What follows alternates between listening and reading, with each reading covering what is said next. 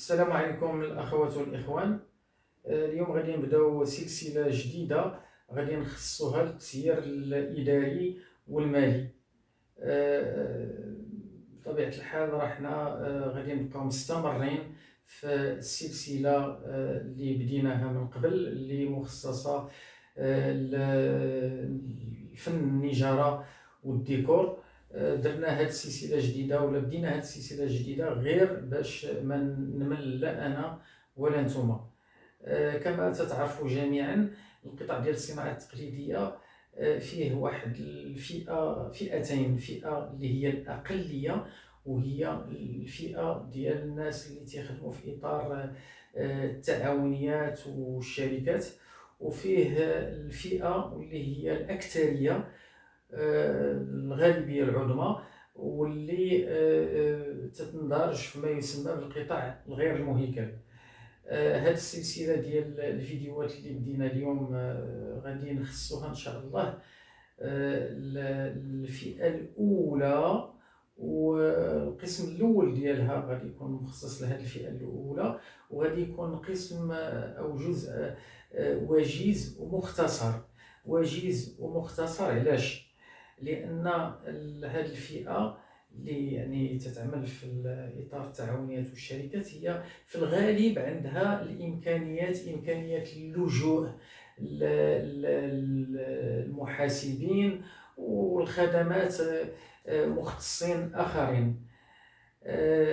القسم الثاني من هذه السلسله وغادي يكون هو الاكبر واللي غادي نعطيوه حيز اكبر في هذه السلسله، هو غادي يكون متعلق بالفئه الثانيه، وخصوصا الفئه ديال الصناع اللي تيطمحوا باش يا اما يتكتلوا في اطار تعاونيات او تيطمحوا لانشاء المقاولات ديالهم.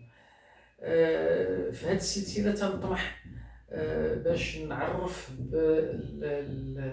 المصطلحات الاكثر شيوعا والاكثر استعمالا، ولكن غادي نكون ان شاء الله بعيد على الاطار النظري، او غادي نحاول باش نكون مبسط ما امكن، وذلك باللجوء او نتعرف بهذه المصطلحات الا بغينا نقولوا من خلال المواضيع الاكثر اهتماما، اثاره للاهتمام، وهي المواضيع اللي مثلا غادي نديروا حلقه مخصصه للحساب البنكي، وغادي نديروا واحد الفيديو او اكثر على الضرائب والنظام الضريبي في المغرب. غادي يمكن نديروا فيديو على الانواع والاشكال القانونيه ديال التعاونيات والشركات وكيفيه انشائها. غادي نديروا ربما فيديو على المحاسبه، لا كونطابيليتي، وغادي نطرقوا في فيديوهات اخرى للتجاره الالكترونيه ومواضيع مختلفه من القانون التجاري المغربي. في هذا الفيديو الاول غادي نهضروا على واحد النوع ديال التعامل ما بين الاشخاص المعنويين، يعني التعاونيات، الشركات، الادارات العموميه. هذا النوع من التعامل اللي هو الاكثر شيوعا هو البوند كوموند. غادي نهضروا على المسار من بدايته لنهايته ديال التعامل بواسطه البوند كوموند، وكما قلت غتكون مناسبه للتعريف بمصطلحات كثيره المتعلقه بهذا الموضوع. المعاملة تتبدا في الوقت اللي الزبون تيصيفط لكم طلب الأثمنة. هاد طلب الأثمنة يكون فيه الاسم ديال الزبون، اسم الشركة ديالو والعنوان إلى آخره، وتيكون فيه الاسم ديال المؤسسة ديالكم بالعنوان ديالها واضح. القسم الثاني من هذا الطلب تيكون فيه الكميات ديال السلع المطلوبة والوصف ديال السلع المطلوبة أو الخدمات اللي طالبين لكم تعطيوهم الأثمنة ديالها، وبطبيعة الحال تيكون فيه الكاشي والإمضاء ديال الزبون والتاريخ.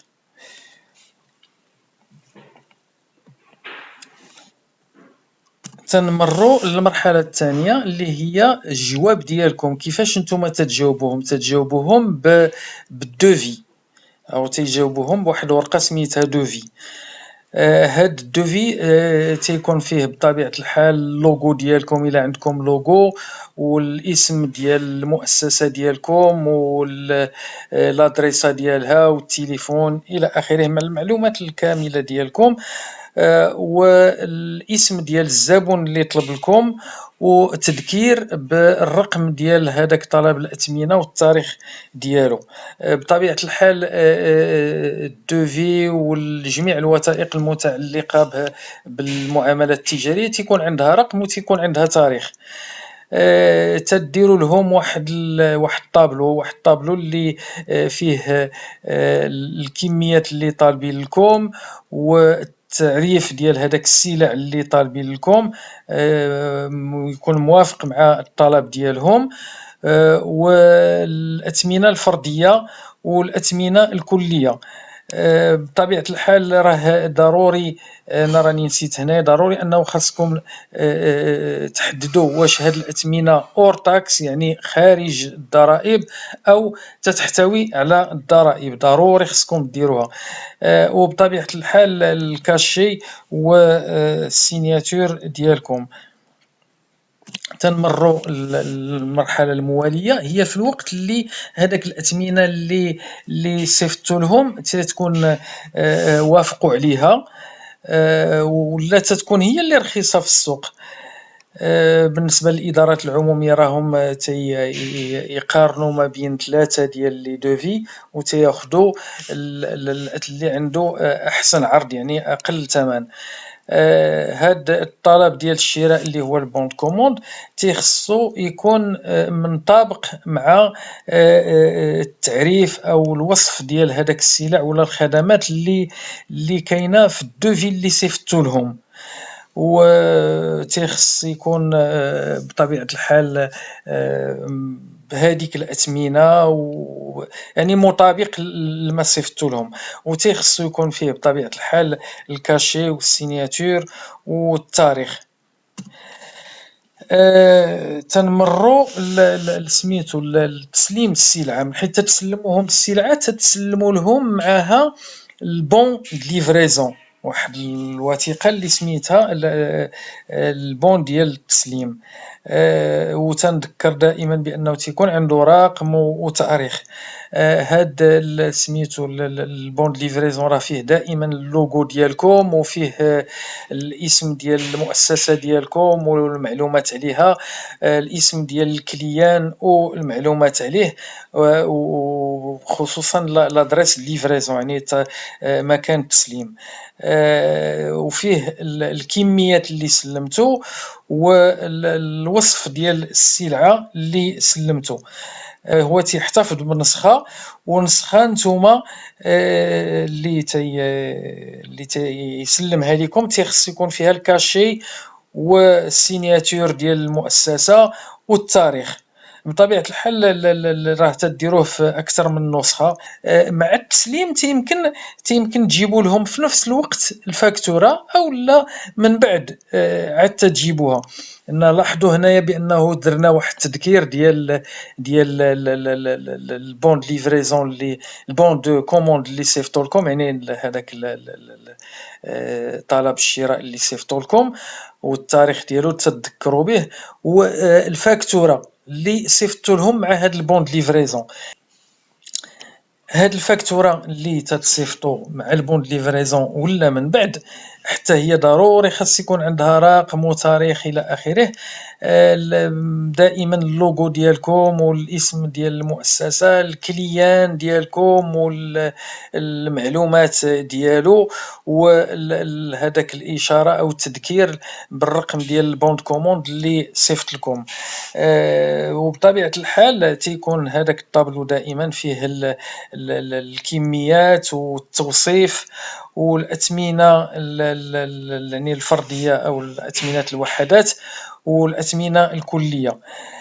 والثمن الكلي فيه تو تاكس كومبريز ولا اور تاكس، يعني تيحتوي على الضرائب او ما تيحتويش على الضرائب. الحقيقة المسألة اللي مهمة واللي قانونية هو انه تيخص ضروري يكون فيه المبلغ ديال التي في، يعني فاكتورة ما فيهاش المبلغ ديال التي في خصوصا بالنسبة للإدارات العمومية راها فاكتورة غير مقبولة. الفاكتورة تتكون محصورة بهذيك العبارة ديال حصرت هذه الفاتورة في مبلغ قدره بالأحرف. دائما الكاشي والسينياتور. الفاتورة قانونيا وخصوصا في هذا القانون الجديد وزارة المالية تيقول بأنه ضروري خاصها يكون فيها لي سي، يعني ليدونتيفيون كومان دو لونتربريز، اي الرقم التعريفي للمؤسسات او الرقم التعريفي الموحد للمؤسسات. وبالنسبة للمؤسسات العمومية ضروري يكون فيها رقم الحساب البنكي ورقم الحساب البنكي، لأنهم ما تيخلصوا لا بالشيك ولا بالاسبيس. المؤسسات العمومية تتخلص بالفيرمون بونكير، دونك ضروري خاص يكون عندكم حساب بنكي ولو تديروا لو ريب ماشي غير رقم الحساب، يعني هذاك اللي مكون من 24 رقم. بالنسبة للقطاع الخاص يمكن يخلصوكم بالشيك او بالسبيس، هذيك مسائل حرة وتتنطوي خصوصا على الثقة ما بين العميل والزبون، ما بين الفورنيسور و لو كليون. نكتفي بهذا القدر، إلى اللقاء.